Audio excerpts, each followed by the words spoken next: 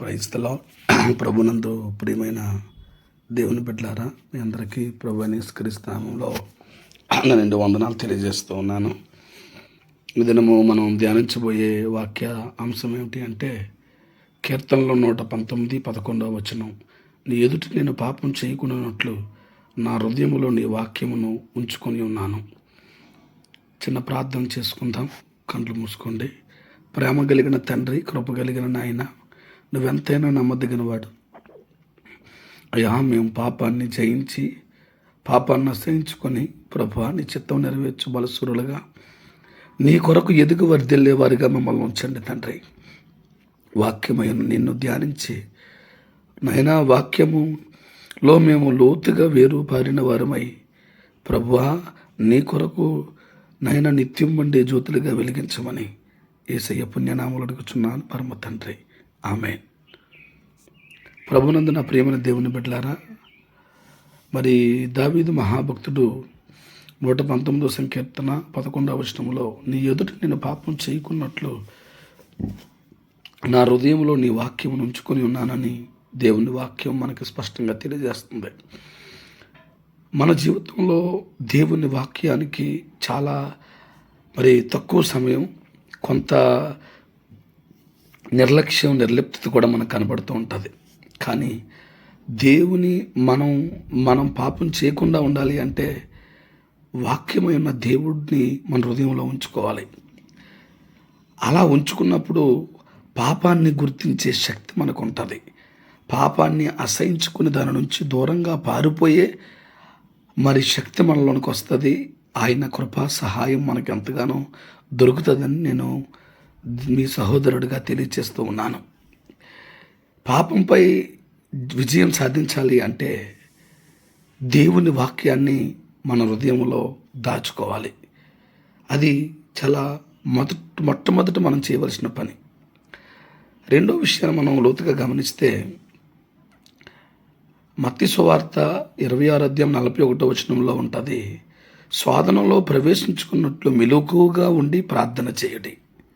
ప్రభునందు నా ప్రియమైన దేవుని బిడ్డలారా, ఈరోజు ప్రార్థన అంటే ఒక ఆచారంగానో లేకపోతే ఒక అలవాటుగానో మారింది.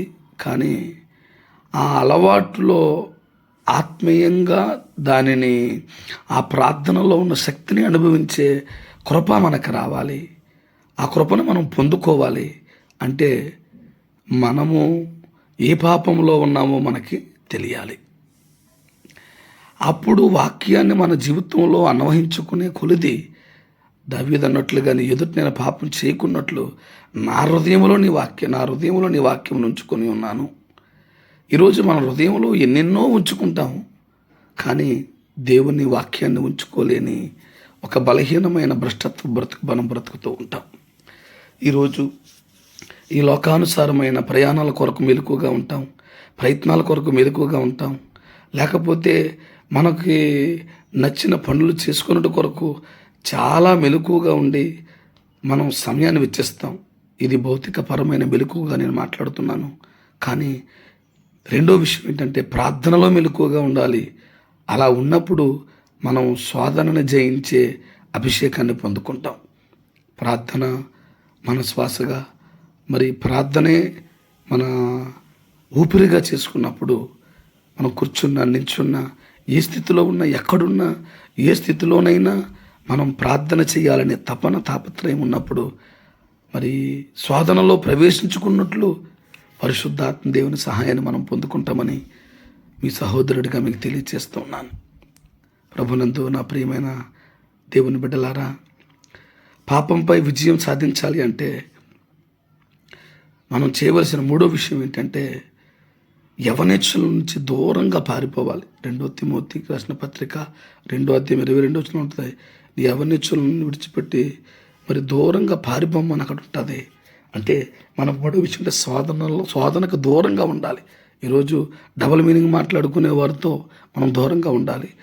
సినిమాలు, సీరియల్ చూసేవారితో దూరంగా ఉండాలి. అలాగని వాళ్ళని అసహించుకోమన్న ఉద్దేశం కాదు. వాళ్ళని ప్రేమించాలి, గౌరవించాలి, వాళ్ళకి మనం దేవుని ప్రేమని గుణాతిశయాలను చూపించాలి.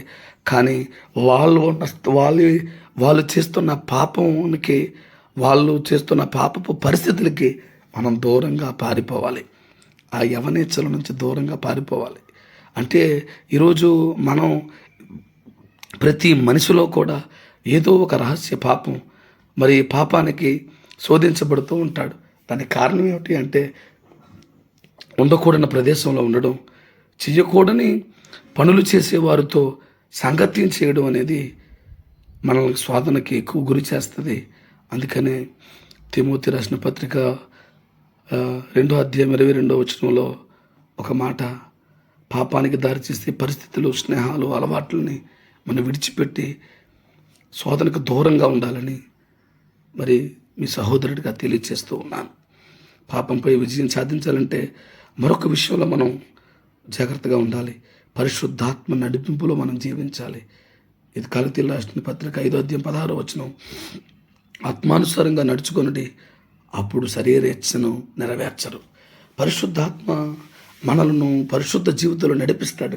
పరిశుద్ధాత్మ దేవుడు నువ్వు మార్గ మధ్యలో ప్రయాణం చేస్తూ ఉన్నప్పుడు, ఒక చూడకుండా దృశ్యాన్ని చూసినప్పుడు, చెయ్యకూడని మరి ఆలోచన నీ హృదయంలోనికి పదే పదే వస్తున్నప్పుడు పరిశుద్ధాత్మ అంటాడు, నాన్న ఇన్ని ప్రసంగాలను నీవే, ఇన్ని ప్రార్థనలకు వెళ్ళిన నీవే, నువ్వు పాపంలో పడి పదే పదే నన్ను ఏడిపిస్తుంటే, యేసుప్రభు అంటే ఎవరో తెలియని వ్యక్తులు నువ్వు వెళ్తున్న ప్రయాణంలో అనేక మంది ఉంటారు, వాళ్ళని కూడా దేవుడు చూపిస్తాడు.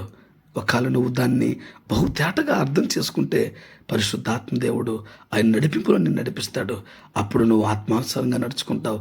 మరి ఆత్మ ఫలాలు నీలో ఫలించే ఒక ఫలభరితమైన ఆత్మీయ జీవితం నీలో ఉంటుందని నేను దేవుని సేవకుడిగా మీకు తెలియజేస్తూ ఉన్నాను. ప్రభునంత నా ప్రియమైన దేవుని బిడ్డలారా, పాపంపై విజయం సాధించాలంటే మరొక విషయం ఏంటంటే మనసును పవిత్రంగా కాపాడుకోవాలి. ఇది చాలా ప్రాముఖ్యమైన విషయం. ఎందుకంటే సామెతల గ్రంథకర్త అంటాడు, పట్టణం పట్టుకుంటే తన మనసును అదుపులో ఉంచుకునేవాడు శ్రేష్ఠుడు, ధన్యుడని దేవుని వాక్యం సెలవిస్తుంది. పిలుపులకు రాసిన పత్రిక 4:8 సత్యమైనను పవిత్రమైనను వాటినే ధ్యానించుడి అని దేవుని వాక్యం సెలవిచ్చింది. అయితే ఈరోజు నీ ఆలోచనలు మరి పవిత్రంగా ఉన్నాయా లేవో ఒకసారి ఆలోచన చేసుకోవాలి. నీ ఆలోచనలు నీ జీవితాన్ని నడిపిస్తాయి. నీ తలంపులు ప్రభువు చిత్తానికి నడిపిస్తున్నాయా, లేకపోతే నీ తలంపులు నీ స్వచిత్తానికి నడిపిస్తున్నాయా అనే విషయాన్ని నువ్వు ఒక్కసారి ఆలోచన చేసుకోవాలి. ప్రభునందు నా ప్రియమైన దేవుని బిడ్డలారా, నీ జీవితం చాలా విలువైనది. నువ్వు పాపంపై విజయం సాధించాలంటే అది నీకు చాలా కష్టం. కానీ పరిశుద్ధాత్మ దేవుని వాక్యం సెలవిస్తుంది. అపొస్తలుల కార్యాలు 1:8 ప్రకారం ఆయనను పరిశుద్ధాత్మ దేవుడు మీ మీదకి వచ్చినప్పుడు మీరు శక్తి పొందుతారు. మీరు శక్తి పొందినప్పుడు పాపంపై విజయాన్ని సాధిస్తారు. పాపంపై విజయం సాధించాలంటే నేను చేయవలసింది దావీదు మహాభక్తుడు 119:11 చెప్పినట్లు, నీ ఎదుట నేను పాపం చేయకున్నట్లు నా హృదయంలో నీ వాక్యమును నుంచుకొనుచున్నాను అన్న మాటని మనం బహుతేటగా లోతుగా ధ్యానిస్తూ ప్రతిరోజు ప్రతి క్షణం ఆయన వాక్యాన్ని ఉంచుకునే కృపను మనం కలిగి ఉండాలి. పాపంపై విజయం సాధించాలంటే దేవుని వాక్యాన్ని హృదయంలో దాచుకోవాలి. పాపంపై విజయం సాధించాలంటే ప్రార్థనలో మెలకుగా ఉండాలి. పాపంపై విజయం సాధించాలంటే శోధనకు దూరంగా ఉండాలి. పాపంపై విజయం సాధించాలంటే పరిశుద్ధాత్మ నడిపింపులో జీవించాలి. పాపంపై విజయం సాధించాలి అంటే మనసుని పవిత్రంగా కాపాడుకోవాలి. మన పవిత్ర ఆలోచనలో, మన పవిత్ర తలంపులో పరిశుద్ధాత్మ దేవుని సంతోషపెట్టే ఒక కుమారుడిగా, కుమార్తెగా ఉండాలని దేవుని సేవకుడిగా నేను కోరుకుంటూ ఉన్నాను. పాపంపై విజయం సాధించడం దేవుని కృప వల్ల సాధ్యం.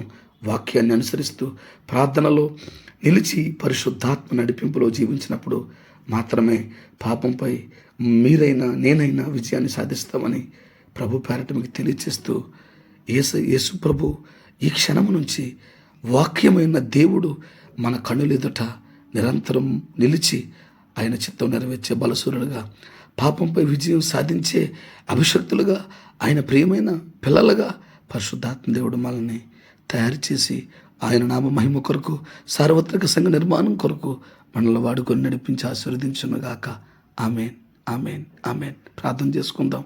కళ్ళు మూసుకుంది. ప్రేమ కలిగిన తండ్రి, కృప కలిగిన నాయన, నువ్వెంతైనా నమ్మదగిన వాడు నాయన. పాపంపై విజయం సాధించాలంటే అయ్యా నీ ఎదుటి నేను పాపం చేయకున్నట్లు వాక్యమును నా కనులు ఎదురు ఉంచుకొనుచున్నాను దావీదు జీవితంలోంచి మాతో బహుతేటగా మాట్లాడావు తండ్రి. అయ్యా నా తండ్రి, పాపము చూడని, పాపము ఆలోచించని, పాపాన్ని అసహించుకొని ప్రభువా నీ కొరకు బ్రతికే బలమైన యోధులుగా ఈ మాటలు విన్న ప్రతి ఒక్క బిడ్డని దీవించి ఆశీర్వదించి నీ కొరకు వెలిగించమని యేసయ్య పుణ్యనామంలో ప్రార్థించి స్తుతించి బ్రతిమలాడి వేడుకొని పొంది ఉన్నాము పరమ తండ్రి. ఆమెన్. ఆమెన్. ఆమెన్. అందరికీ వందనాలు. God bless you.